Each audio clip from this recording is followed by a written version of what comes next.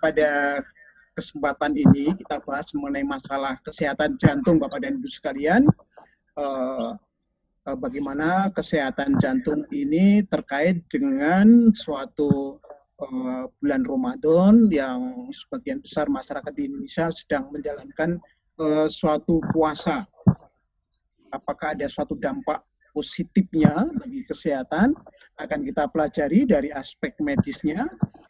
Kemudian nanti dengan senang hati kita buka tanya jawab untuk mungkin adanya pendalaman tertentu.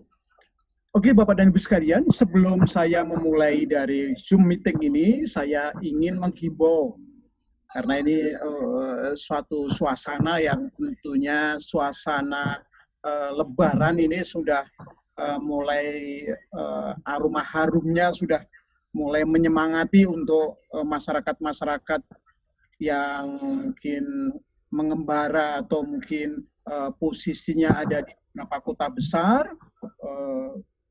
Tentunya ada suatu nostalgia, keinginan yang luar biasa untuk kembali menjumpai dari sanak keluarga, orang tua, kakek nenek yang mungkin di daerah-daerah lain. Nah, ini kami mohon dengan sangat untuk menahan diri, karena Bapak dan Ibu sekalian, himbauan pemerintah untuk kita tidak pulang mudik ini tentunya bertujuan ya untuk kita semuanya, jangan sampai kasus dari corona ini akan merebak, bahkan mungkin kita juga akan bisa menelaah kejadian di India sampai 20 jam terakhir yang kami pantau, Bapak dan Ibu sekalian, tembus lagi angka 400.000 yang terinfeksi pada hari ini. Jadi jumlahnya sudah lebih dari 20 juta yang terinfeksi secara akumulatif ini. Kemudian juga berita yang juga sangat mengenaskan dan juga sangat membuat kita bergidik bulu roma kita, Bapak dan Ibu sekalian, jumlah yang meninggal sampai 20 jam terakhir saya memantau itu mencapai hampir juga 300.750 orang. Jadi betul-betul sesuatu kondisi yang sangat-sangat mencekam. Beberapa negara bahkan sudah on the spot turun tangan ikut membantu bagaimana menangani kasus di India. Bapak dan Ibu sekalian, kenapa ini sebagai bagian awal ini kami menyampaikan, karena ini kita memiliki suatu rasa keprihatinan bersama. Jangan sampai hal kejadian ini itu akan terjadi di Indonesia, Bapak dan Ibu sekalian. Karena kita dengan India itu memiliki latar belakang budaya yang mirip-mirip, Bapak dan Ibu sekalian. Dan suasananya ini juga akan mendukung kalau di Indonesia adanya upaya pulang mudik yang luar biasa jumlahnya.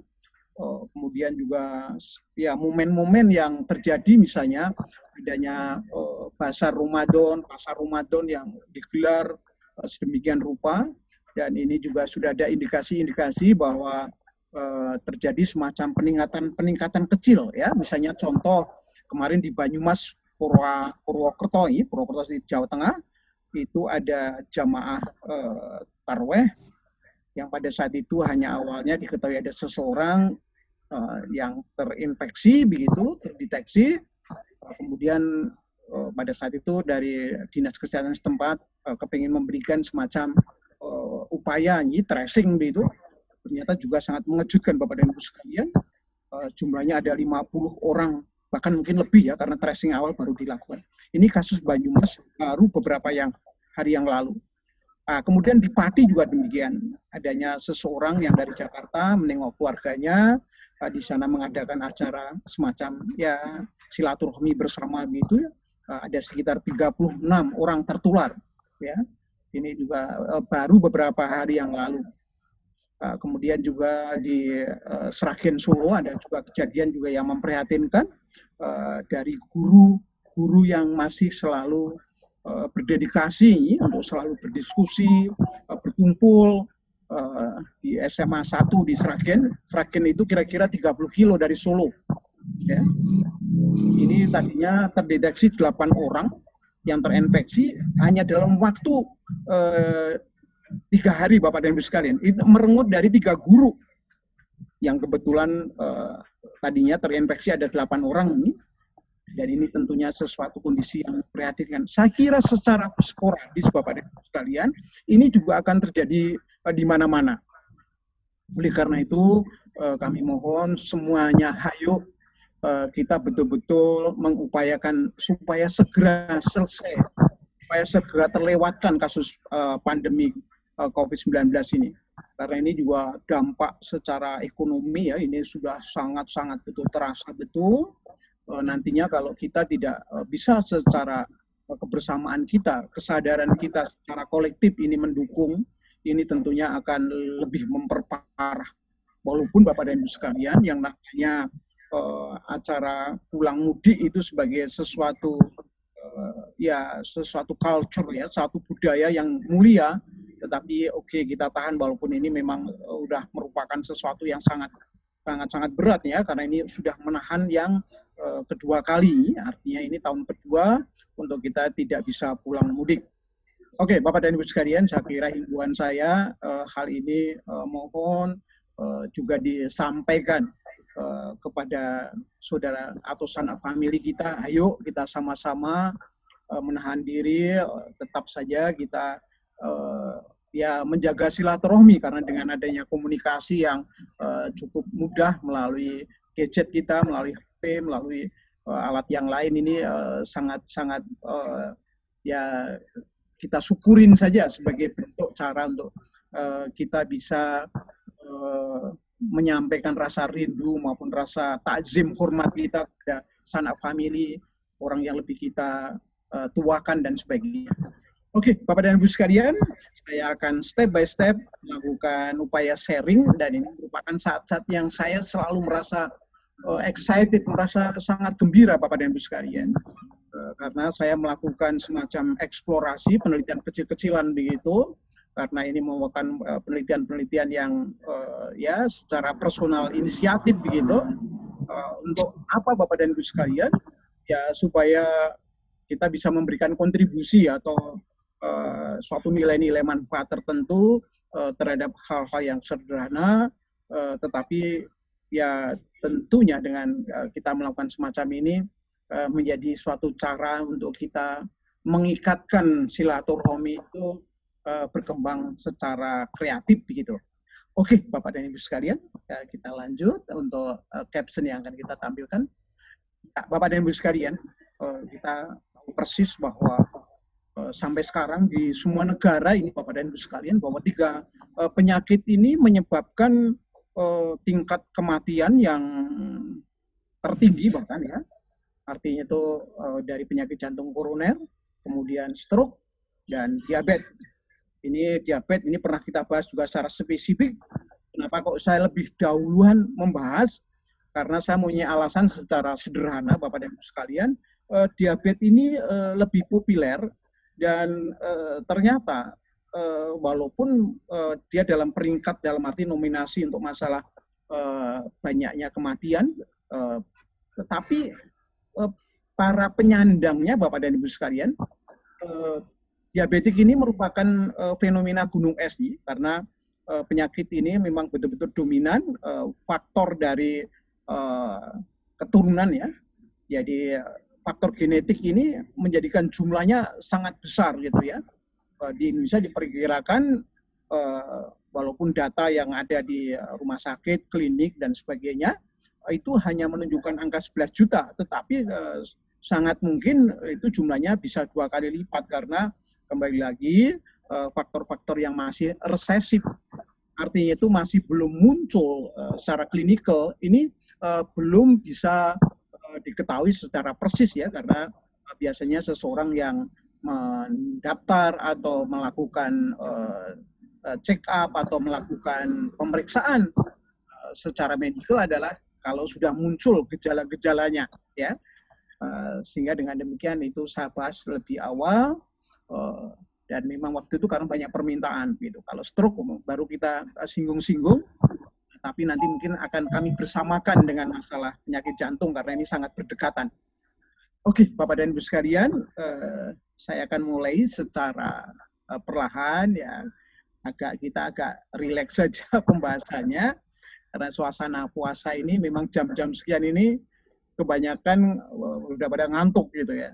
Banyak yang memanfaatkan untuk tidur gitu ya. Tapi coba Bapak dan Ibu sekalian dalam suasana tidur yang saya sandra menjadi suatu ajang untuk komunikasi ini memberikan manfaat. Semoga Bapak dan Ibu sekalian. Oke.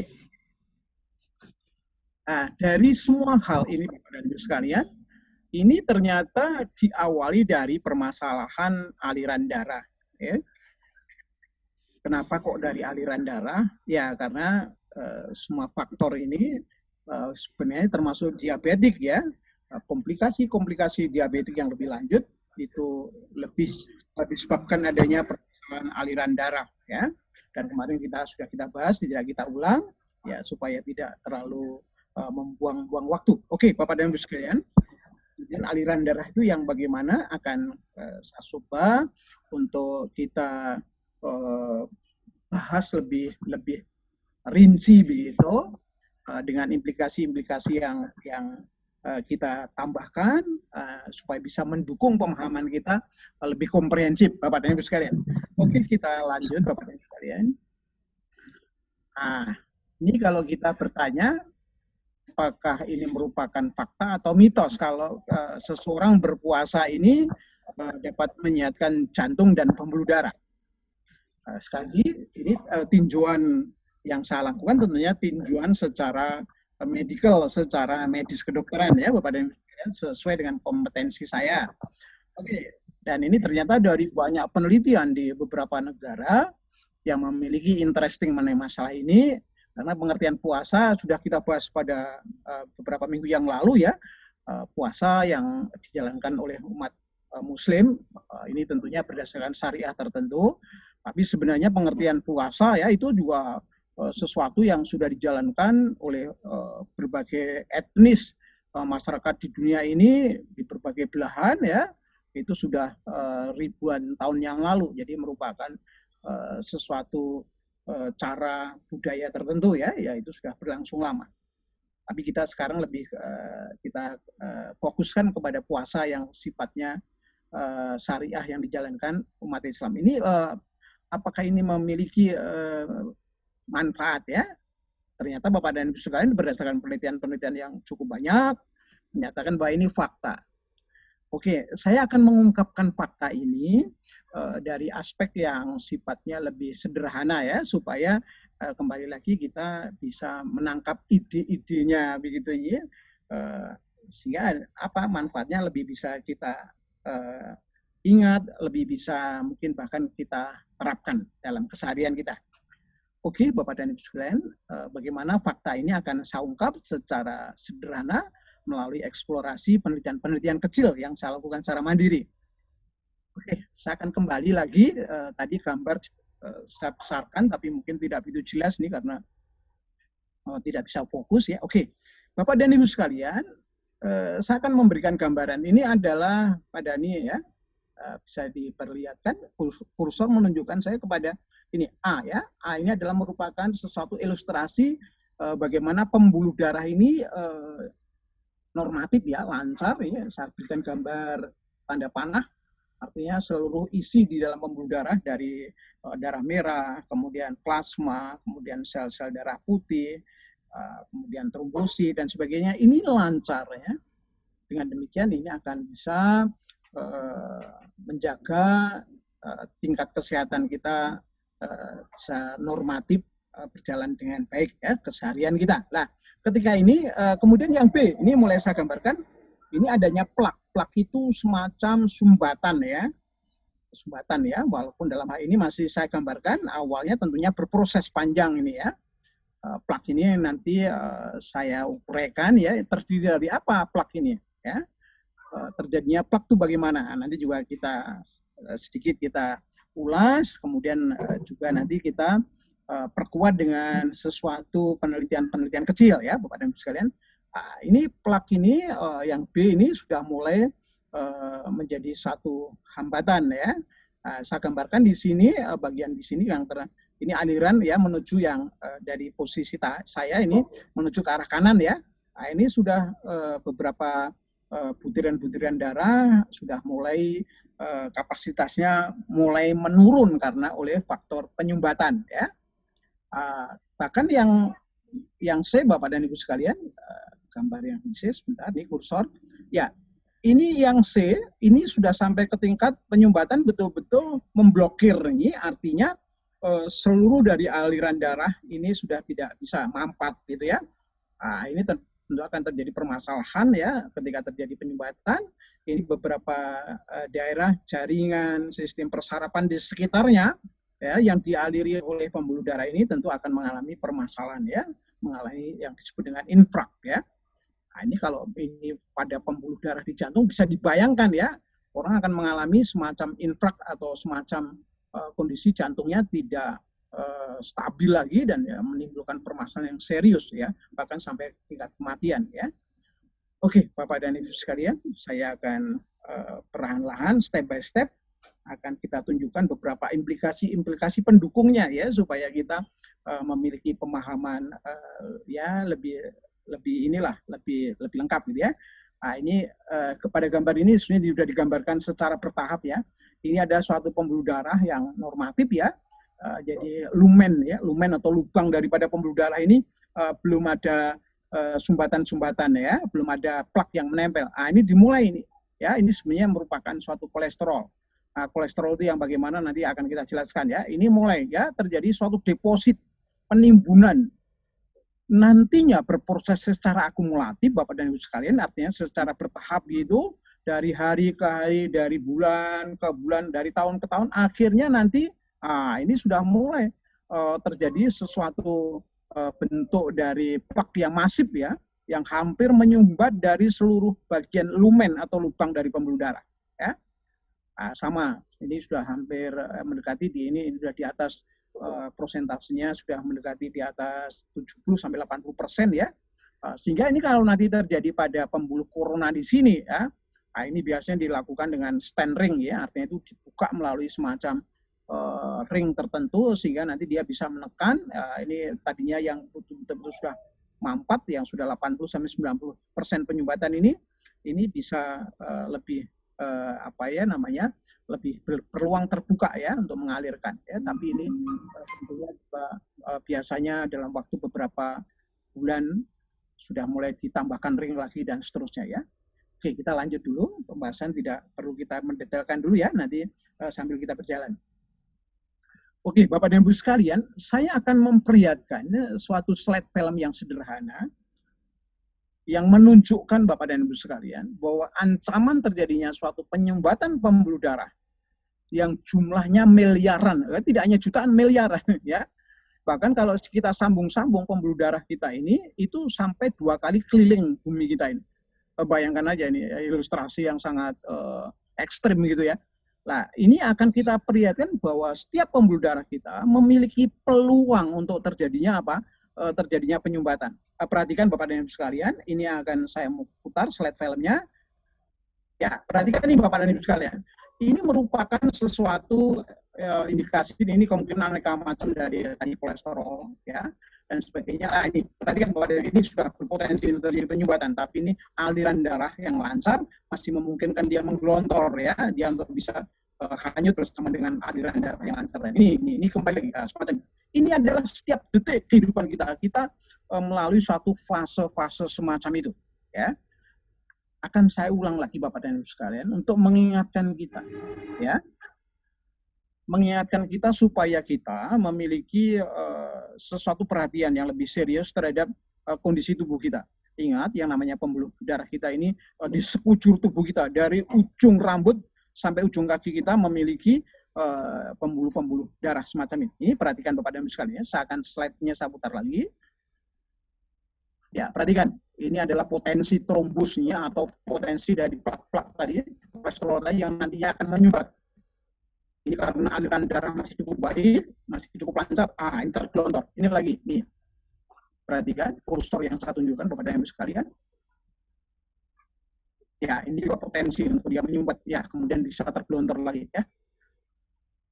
Oke, Bapak dan Ibu sekalian, ini saya ulang sampai 2 kali menunjukkan bahwa kita betul-betul harus mempunyai perhatian dan suatu tingkat kesehatan umum dalam tubuh kita itu faktor utamanya adalah kelancaran peredaran darah. Ya, sekali lagi, faktor utama kesehatan tubuh kita itu adalah kelancaran peredaran darah.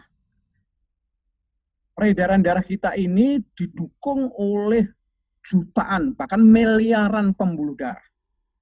Yang dari setiap, ini besar kecilnya Bapak dan Ibu sekalian, ya, ada yang sekecil, lebih kecil daripada rambut kita, ya.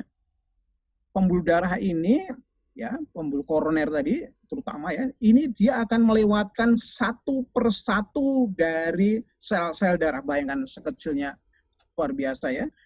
Nah, ini kalau sudah terjadi penyumputan satu, nanti merembet kepada yang lain, dan itu akan selalu ya terus-menerus dia akan bertingkat atau tambah parah. Ya, oleh karena itu kita usahakan bagaimana kesehatan itu kita jaga. Kita lanjut Bapak dan Ibu sekalian.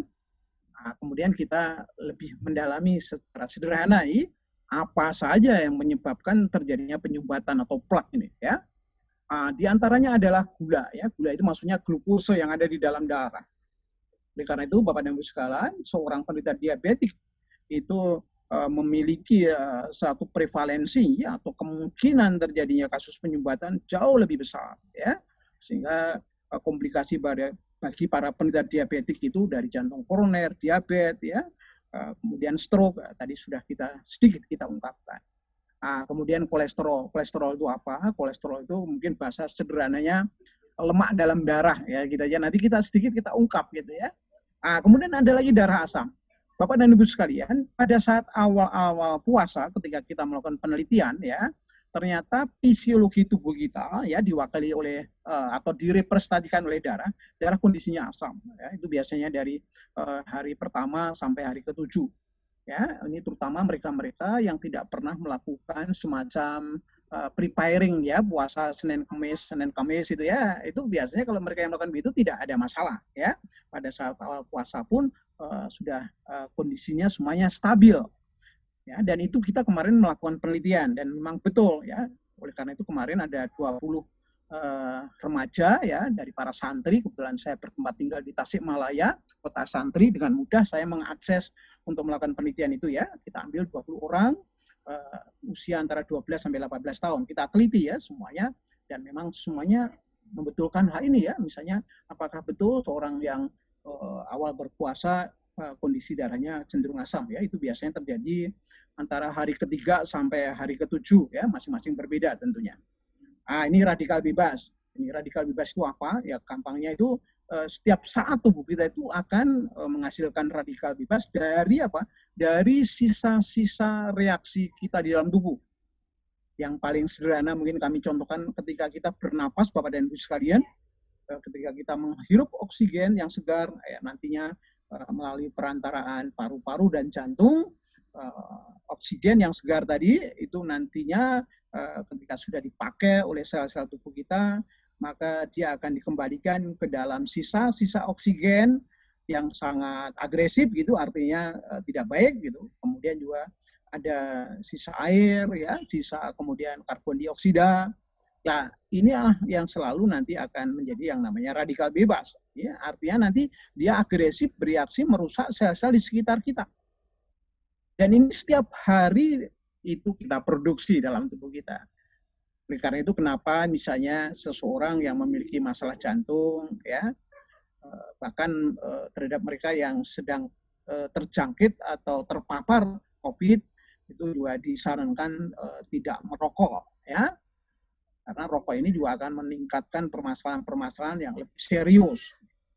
Bahkan mereka-mereka yang memiliki permasalahan dengan lambung pun, saya juga menyarankan untuk menghindarkan rokok. Kadang menanyakan, dok, apa hubungannya, dok, lambung saya dengan rokok?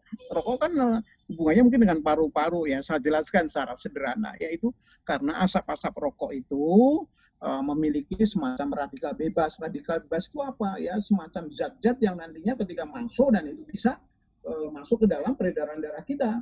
Karena Bapak kan menghisapnya kan masuk ke dalam hidung, ya, itu nanti dalam beberapa hal itu akan terserap oleh darah, ya.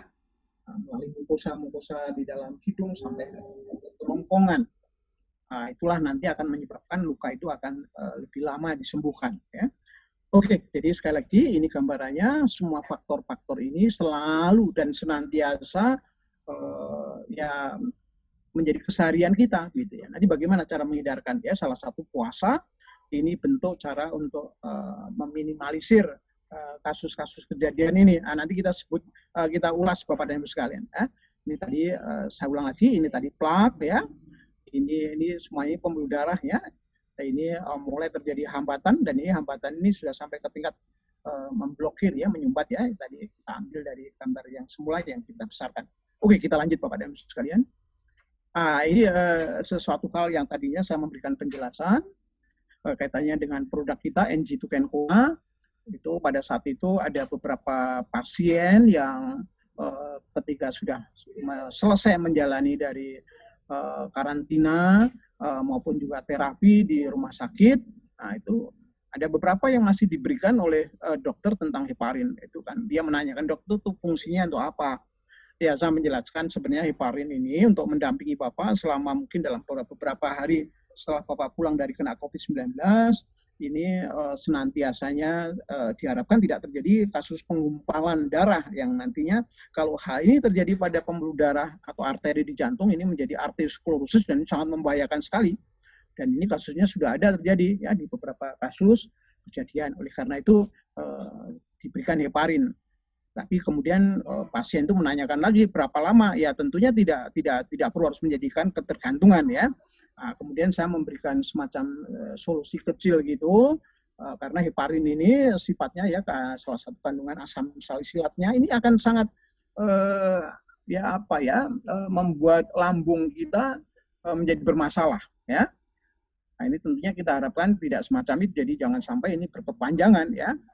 Karena heparin ini sifatnya sebenarnya mengencerkan darah dan ini salah satu efek sampingnya itu adalah membuat iritasi ya pada lambung dan ini kalau lama-kelamaan ini tentunya akan bermasalah. Nah, inilah kenapa saya memberikan solusi sebagai cara mungkin sebagai substitusi ya, pengganti yang tidak menimbulkan permasalahan tapi memberikan dampak lebih memperkuat proses penyembuhan maupun juga proses untuk terbentuknya antibodi lebih kuat, lebih bagus ya. Jangan sampai terjadi reinfeksi ataupun akibat sampingnya ya.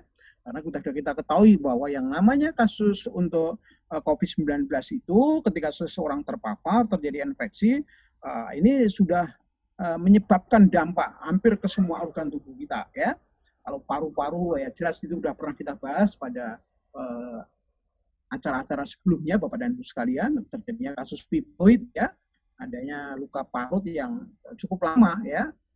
Oleh karena itu juga mohon sabar, oleh karena itu kalau mereka saya menyarankan untuk NG2 Kencona dalam jangka waktu tertentu itu bukan masalah untuk supaya laku, bukan saya mau melakukan promosi yang maksud saya adalah sebagai upaya kita untuk menjaga kesehatan tanpa efek samping yang berarti ya. Inilah yang kita harapkan ya. Jadi kenapa terjadi masalah hal semacam ini, karena kita menjelaskan dari awal. Jadi NG2 Kencona itu selain fungsi preventif juga membantu proses untuk kuratif atau sebagai fungsi supporting ya. Tapi sisi yang lain juga fungsi untuk lebih empowering, menjaga sesuatu penguatan ya. Misalnya seperti tadi seseorang yang habis terkena untuk kasus COVID-19, ini tujuannya apa? Supaya antibodinya itu bisa bertahan dengan cukup baik ya, sehingga nanti tidak terjadi reinfeksi, tertular kembali. Itu salah satu tujuannya. Kedua, hal-hal yang sifatnya itu adalah akibat samping dari COVID-19 ya. Ya seperti tadi misalnya kemungkinan terjadinya penggumpalan ya, penggumpalan ini yang sangat berbahaya ketika terjadi pada arteri yang gantung ya, arteriosklerosis. Nah, ini tentu sangat membahayakan. Oleh karena itu kita selain tadi fungsi dari empowering juga protektif ya terhadap kemungkinan-kemungkinan yang dan sesuatu yang mencelakai ataupun menjadikan kondisi keparahan kita ataupun ada hal baru ya, misalnya penggumpalan darah pada arteri jantung ya. Itu pun prosesnya juga sederhana, saya jelaskan mekanismenya secara medical gitu. Itu di mana ya? Saya mau nanya. Ya, N-G2-kencona ini Bapak dan Ibu sekalian, beberapa kandungan ya, kita memiliki sekitar 32 kandungan herbal ya, yang sangat luar biasa kita pilih dalam bentuk ekstrak ya.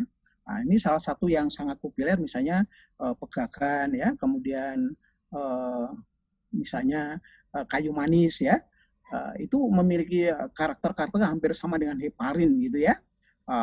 Tetapi dia tidak memiliki efek samping ya, bahkan dia peran sebagai plasminogen aktivator itu sangat bagus ya. Artinya membantu untuk menguraikan plak ini ya.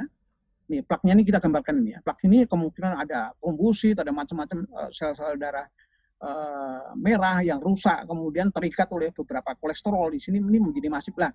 Dengan adanya plasmin ya, plasmin itu adalah plasminogen yang sudah diaktifkan oleh beberapa zat aktif dari N-G2-kencona tadi, dia menjadi lentur pembuluh dinding selnya ya, atau membrannya. Karena dia lentur, maka dia bisa ya kayak apa ya, dia bisa tidak lagi saling berdesak-desakan untuk menjadi semacam kayak apa ya, antrian yang menumpuk begitu di sini ya. Nah, di sini akhirnya karena lentur tadi dari membran selnya, akhirnya dia terurai, buyar nih Bapak dan Ibu sekalian.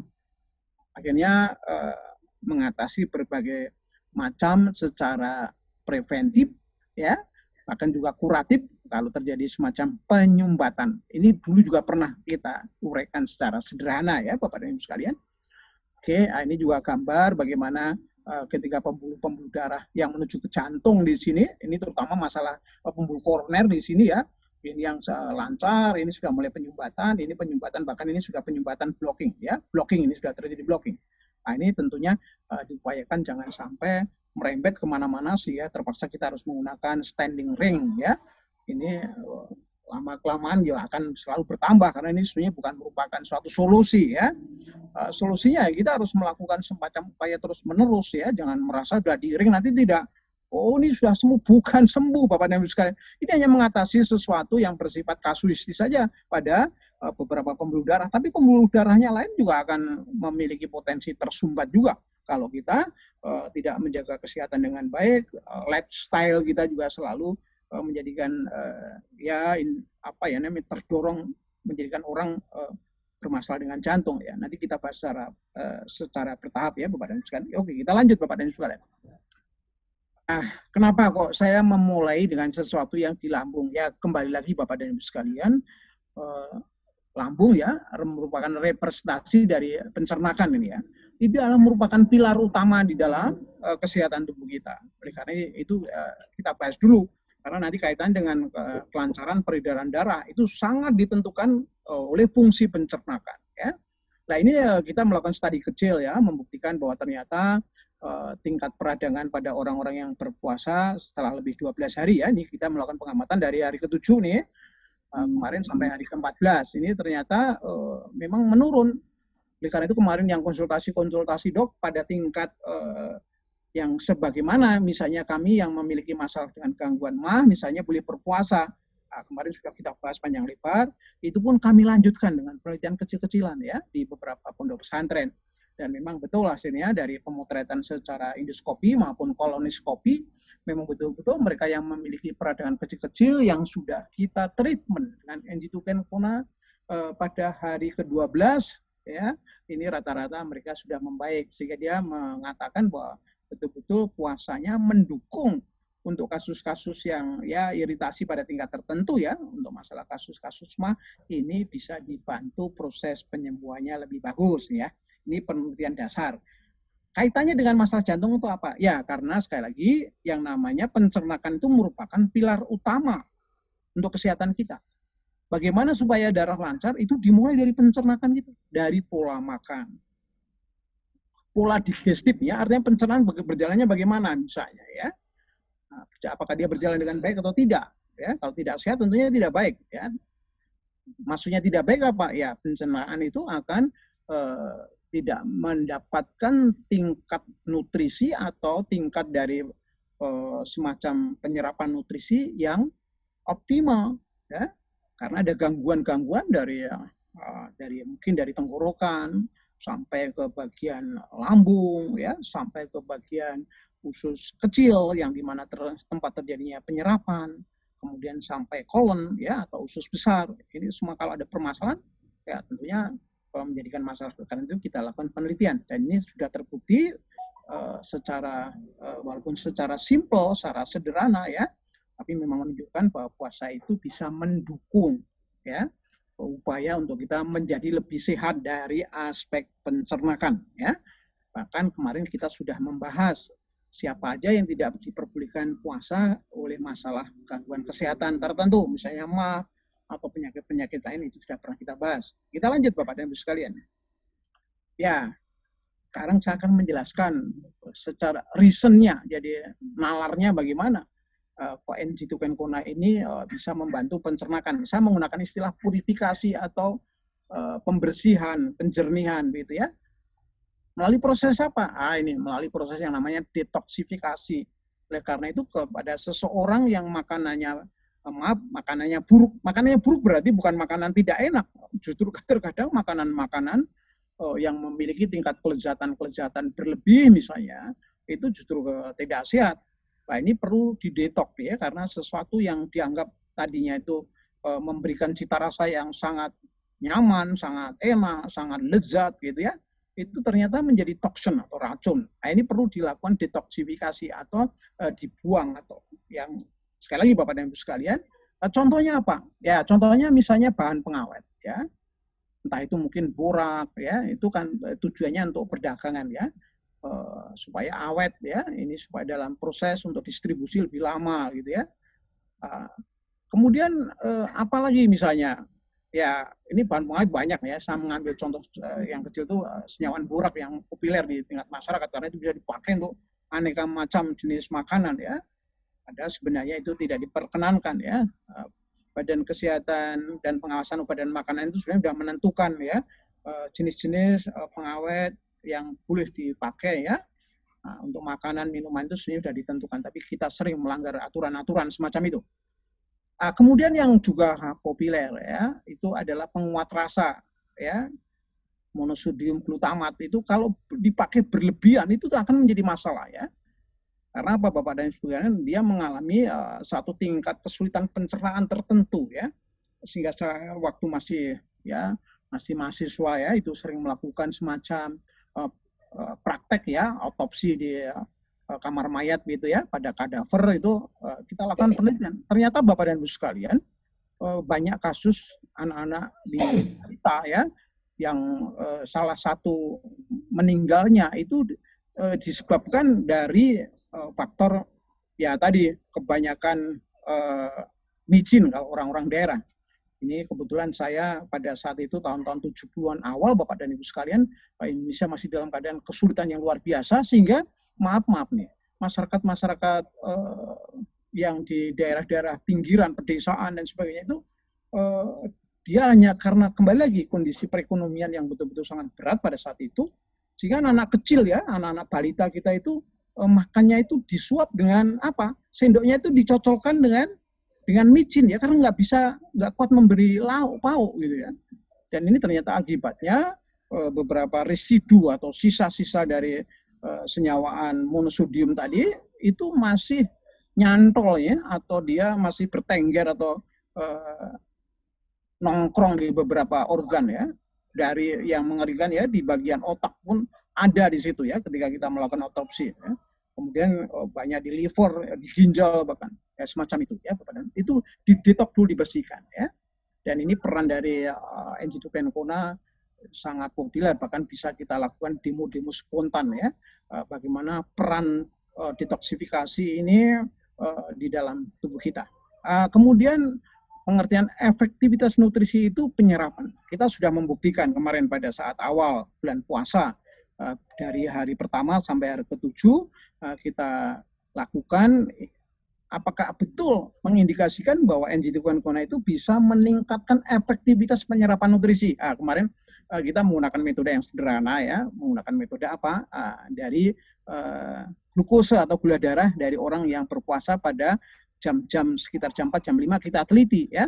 Apakah dia memiliki stabilitas itu? Ya, ini salah satu katakanlah indikator saja ya, kita tidak, sekali lagi ini penelitian kecil-kecilan tapi bisa merepresentasikan, oh ya ternyata stabil. Ditunjukkan apa? Seseorang yang mengonsumsi NG2 selama 7 hari ya, ini ternyata mereka stabilitas dari stamina-nya bagus ya, karena pasokan dari tadi glukose darah ini normatif ya, sampai ke tingkat normatif ya. Kemarin sudah kita jelaskan, tidak saya ulang lagi. Menunjukkan apa? Ya ini mewakili bahwa NG2 bisa menstabilkan bahkan lebih mengefektifkan penyerapan nutrisi ya. Kemudian metabolisme, metabolisme itu lebih bersifat umum ya, suatu reaksi-reaksi tubuh, termasuk diantaranya nanti dampaknya terhadap lancarnya aliran darah kita ke seluruh tubuh kita ya.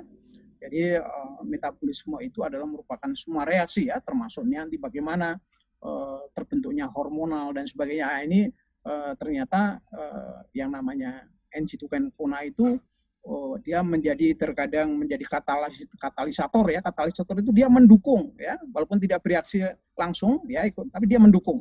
Beberapa nanti kapan-kapan nanti kita ungkapkan itu istilah-istilah itu. Tapi tidak hanya katalisator aja, tapi dia kadang-kadang menjadi stimulator ya, terhadap misalnya ya yang kaitannya dengan sistem imunitas tubuh ya. Ada imunomodulator dan imunostimulator.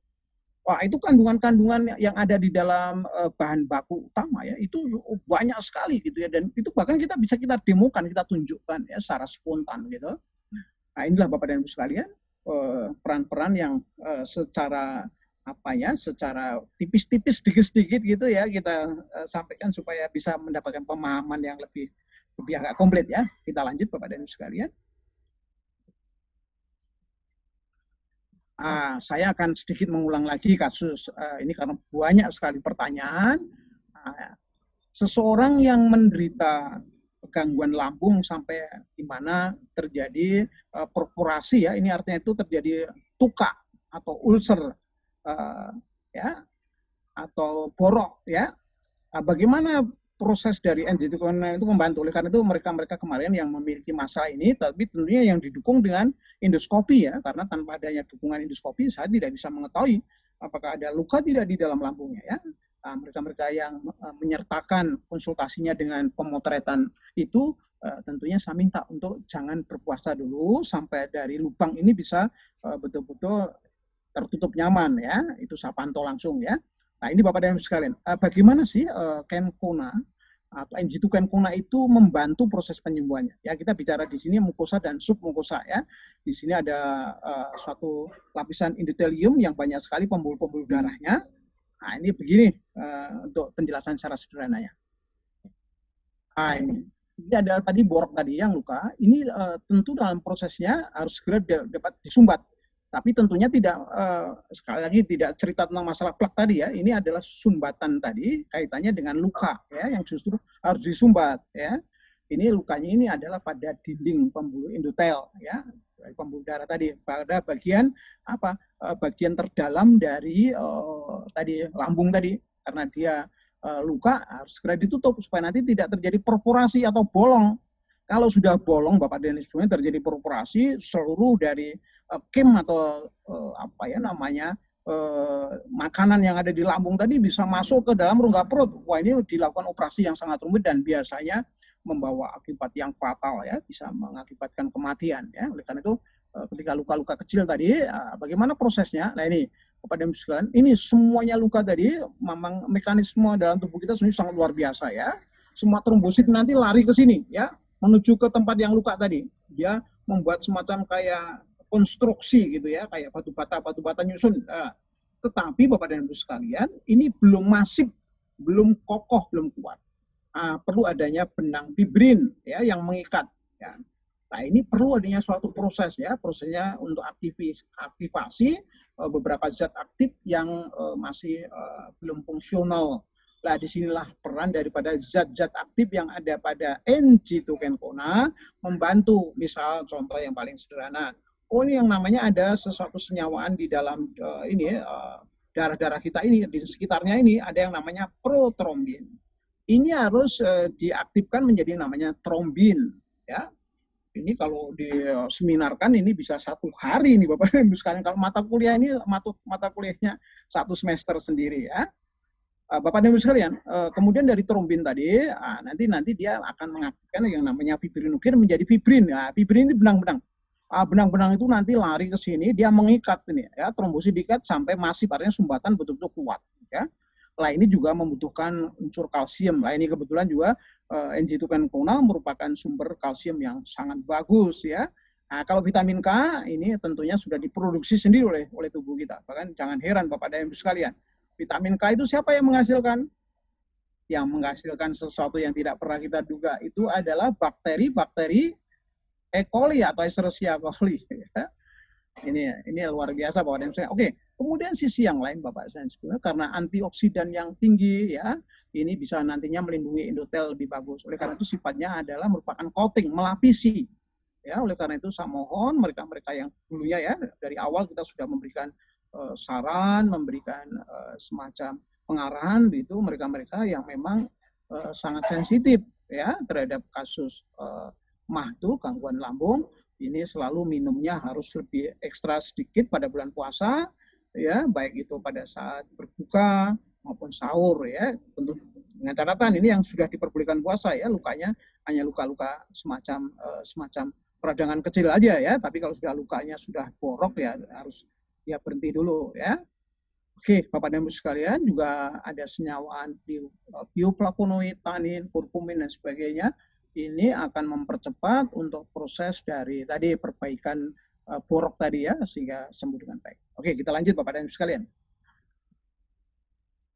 Kemudian kita kembali lagi pada ke jantung tadi ya, Bapak dan Ibu sekalian, penelitian-penelitian di beberapa negara ini menunjukkan bahwa memang betul ya, bahwa puasa itu dapat menurunkan atau gangguan penyakit jantung ya. Bahkan ini ada sekitar 4.000 ya yang dikompilasikan dan ini sudah ada pembukaan dan saya pelajari dengan baik. Tetapi sekarang tentunya kalau ini kan penelitian-penelitian dalam kerangka yang sifatnya itu institusional ya, dari sesuatu yang dibiayai oleh pemerintah mungkin atau institusi swasta yang banyak dananya dan sebagainya. Ini kalau saya melakukan uji kecil-kecilan, bagaimana nih yang saya lakukan? Nah, ini Bapak dan Ibu sekalian, saya terima kasih kepada beberapa customer yang memang memiliki permasalahan dengan jantung dan di bawah pengawasan saya mau mendukung penelitian ya. Oleh karena itu saya mengambil sekitar 10 orang yang ada di beberapa wilayah dan dia mau berpartisipasi ya.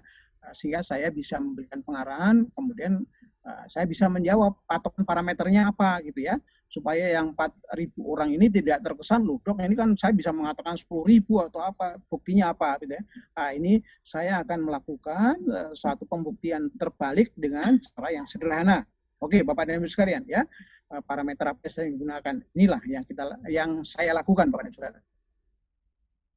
Ini pertama Bapak dan Ibu sekalian, mereka yang memiliki permasalahan jantung dari awalnya tuh sekali lagi ya, ini permasalahan jantung yang tidak akut dan tidak kronis yang kami lakukan ya. Jadi penyakit jantung pada tahapan-tahapan awal yang tentunya bisa melakukan atau menjalankan puasa ya. Ini mereka pada hari ke-7, ini kami lakukan hari ke-7 sampai hari ke-14.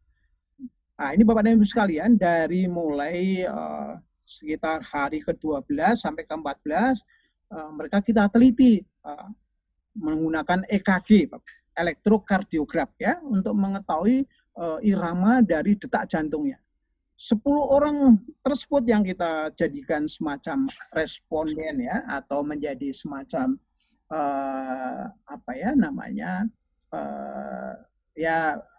objek penelitian kita ya. Mereka itu relawan-relawan kita. Ini semuanya Bapak dan Ibu sudah melaporkan bahwa semua dari grafis jantungnya menunjukkan stabil dengan bagus ya, artinya tidak ajrut-ajrutan ya. Dan ini dari 10 orang tadi, dari semua grafis yang kita teliti secara sederhana atau kita observasi, semua menunjukkan yang sangat bagus ya. Nih, jadi sekali parameternya kita tadi menggunakan dari irama detak jantung ya, menggunakan alat apa, EKG ya. Karena sekali lagi Bapak dan Ibu sekalian, ini pun juga memerlukan biaya ya. Kenapa? Ada yang menanyakan, dok kenapa kok sampelnya hanya 10 orang? Ya, karena sekali lagi ini kan juga memerlukan biaya cukup lumayan ya. Dan saya pun juga tidak bisa konsentrasi di Tasik, nanti akan mengalami kesulitan. Karena misalnya ya ada banyak penderita jantung koroner, tetapi belum tentu mau kan kita lakukan penelitian. Nah, ini saya sekali lagi mengucapkan terima kasih kepada relawan-relawan yang menjadi juga sekaligus sebagai customer ya atau konsumen NG Kona berkenan untuk menjadi relawan, menjadi objek untuk kami melakukan penelitian. Demi apa?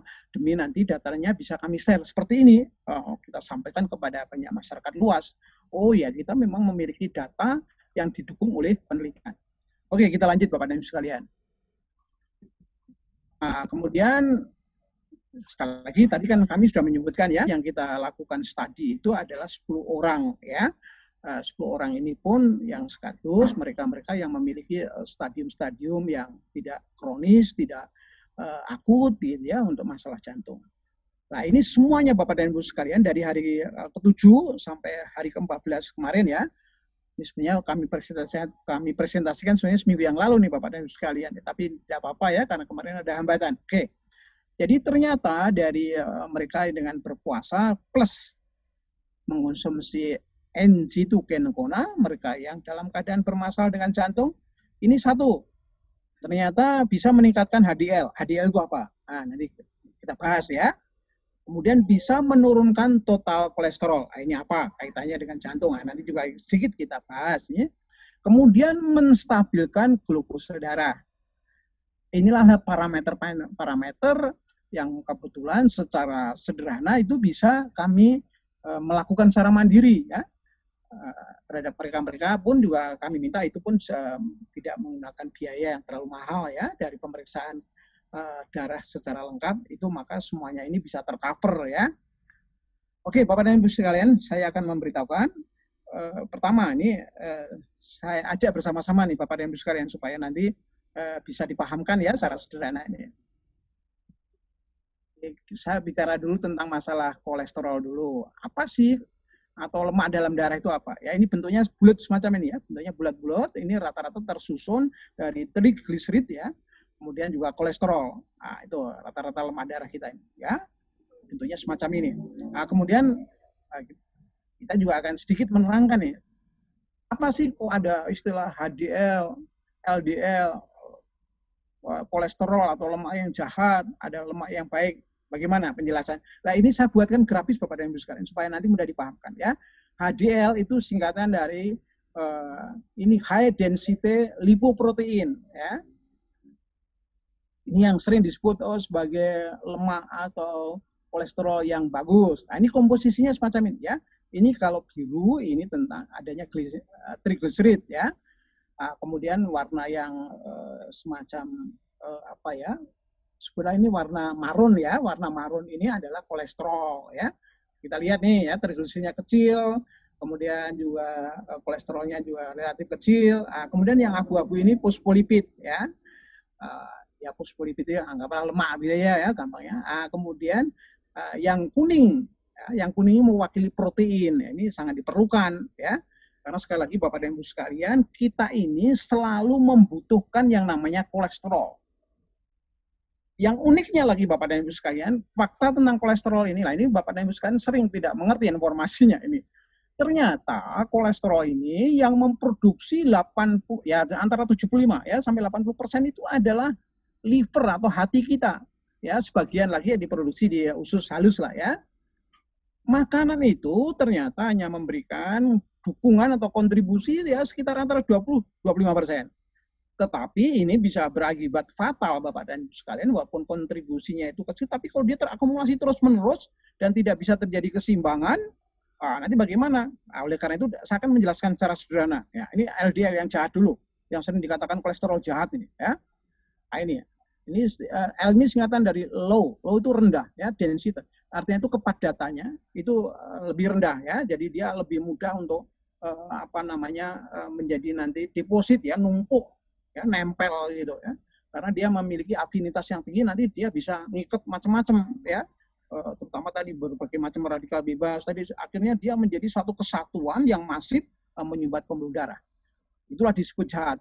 Dia baiknya di mana ini dengan HDL? HDL itu saya jelaskan dikatakan baik karena dia itu perannya begini.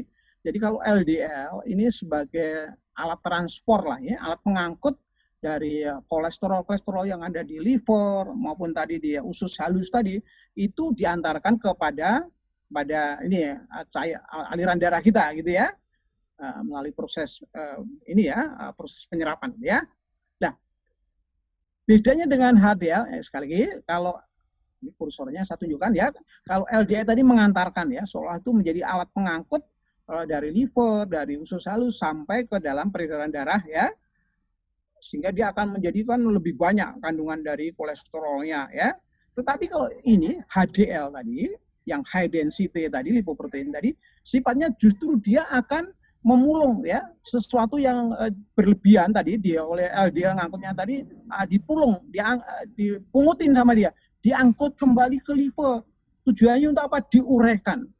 Ya, karena dia sudah tidak berguna, dibuang nanti melalui feses ya, paling banyak ya. Feses artinya melalui tinja kita. Oleh karena itu dia dikatakan sebagai suatu kolesterol yang baik gitu ya. Ini ada ini yang sering tidak kita tahu ya.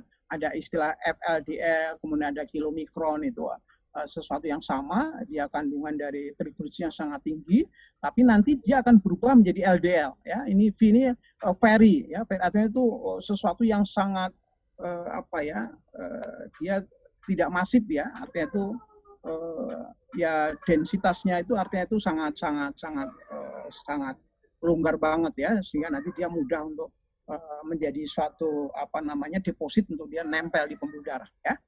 Itu gambaran sederhana kepada yang sekalian ya. Ini bukan saya gambarkan grafis supaya bisa menangkap idenya ya. Kalau dijelaskan terlalu teknis gitu nanti rumit ya. Oleh karena saya gambarkan secara grafis. Oke, kita lanjut Bapak dan Ibu sekalian. Ini sekali lagi saya mengulang lagi, tadi kan ada pertanyaan parameternya apa ya, supaya lebih lebih menukik lagi pada suatu pemahaman. Ada sekian 4.000 orang yang menderita jantung, ya seolah-olah itu hanya statement aja gitu. Oleh karena itu saya melakukan pembuktian bersama dengan NG2 Kencona ya, parameter-parameternya saya sebutkan dengan jelas. Ini kenapa kok saya menggunakan gula darah ya untuk sebagai parameter, karena gula darah ini atau glukosa ini perannya sangat penting luar biasa ya, karena merupakan sumber energi. Karena salah satu permasalahan orang berpuasa adalah menurunnya energi. Karena apa? Ya kita menggeser asupan makan kita geser sampai tenggang waktu antara 14 jam, 12 sampai 14 jam.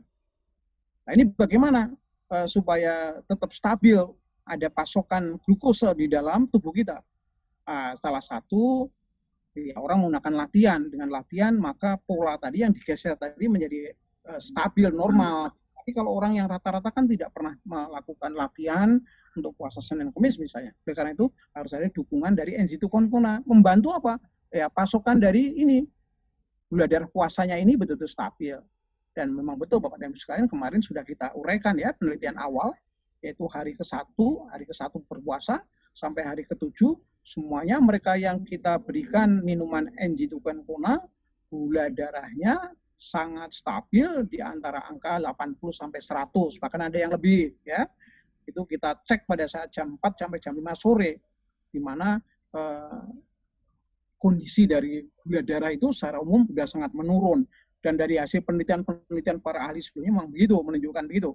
Termasuk nanti bagaimana kaitannya dengan masalah emosional seseorang. Kemarin sudah kita lakukan, tidak saya ulang ya, supaya nanti kita tidak buyar fokus nih.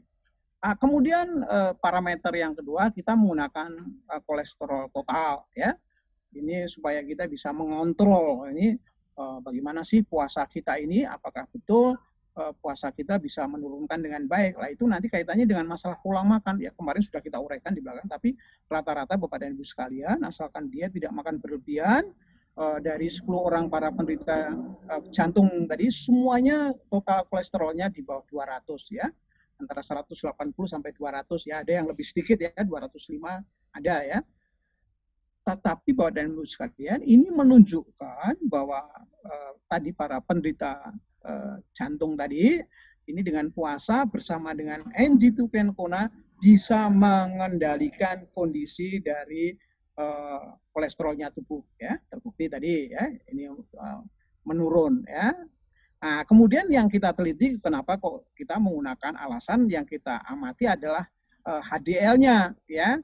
Ya karena HDL ini menunjukkan peran baiknya. Jadi yang kita ambil di situ apakah betul bahwa laki-laki bisa rata-rata di atas 40? Ternyata betul Bapak dan Ibu sekalian ya.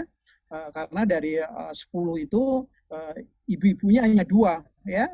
Itu juga bisa menunjukkan bahkan ibu-ibu yang dua karena lebih apik, biasanya wanita lebih apik ya pola makannya, itu rata-rata di atas 55 ya, hasilnya 55 dan 60 kalau nggak salah 62. Jadi bagus di atas 50 ya aturannya kalau HDL-nya, tapi kalau laki-laki itu cukup angka 40 ya. Sehingga kisarannya laki-laki yang kita teliti dari 8 orang itu ternyata semuanya di atas 40 ya. Ini artinya menunjukkan apa? HDL-nya bagus ya. Jadi kemungkinan beliau ini yang 10 orang yang kita teliti ini bersama dengan Angie Tukenkona, proses untuk perbaikan dari penyakit jantungnya insya Allah akan lebih cepat, apalagi nantinya setelah dia melakukan puasa ya. Oke, kita lanjut Bapak dan Ibu sekalian. Nah, ini dari penelitian lemak ya Bapak dan Ibu sekalian, ini rata-rata tapi kita tidak melakukan secara kuantitatif karena ini agak memerlukan proses panjang Bapak dan Ibu sekalian, dananya juga cukup banyak, jadi kita tidak melakukan secara kuantitatif ya bagaimana penurunan lemak ini secara khusus ya, karena kemarin ini penelitiannya agak lebih teliti lagi, tapi menunjukkan ada penurunan ya tadi dengan menunjukkan tadi total kolesterol. Oke, kita lanjut Bapak dan Ibu sekalian. Nah, yang menarik lagi Bapak dan Ibu sekalian, ini hanya merupakan satu tambahan analisis saja, tapi kita belum melakukan penelitian sampai tingkat laboratorium. Karena ini selain biayanya sangat mahal, juga rumit penelitiannya, ya. Tapi rata-rata dari beberapa wawancara yang saya lakukan ini menunjukkan, ya, pada saat awal puasa, ya, ini yang meningkat adalah hormon namanya epinefrin. Epinefrin ini menimbulkan semacam gejolak emosi yang lebih dominan, gitu ya. Nah, ini Bapak dan Ibu sekalian, pada saat awal puasa ini di kelenjar anak ginjal kita, selain epinefrin, ini juga beberapa hormon yang sifatnya negatif ya, yang mempengaruhi ketika itu kita menjadi lebih mudah emosi ya, emosi kita, dan itu manusiawi aja Bapak dan Ibu sekalian.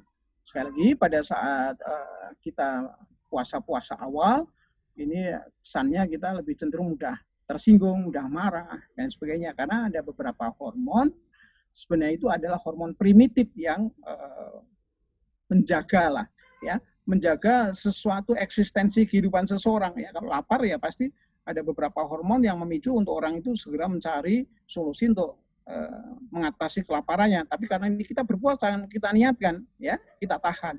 Nah itu akibatnya kita ada kecenderungan mudah. Ini hanya beberapa awal puasa, tapi setelah puasanya itu stabil Bapak dan Ibu sekalian, ini kita amati terjadi pada ada yang dari hari ke-7 ya, tapi ada yang hari ke-10 baru stabil ya, tergantung dari masing-masing ya.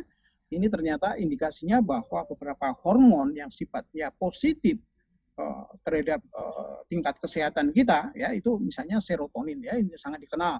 Orang yang bisa menghasilkan serotonin yang normal, maka dia merasakan dia selalu ada kebahagiaan ya, ada kebahagiaan, ada rasa senang ya, dia menjadi seseorang yang artinya seimbang gitu ya.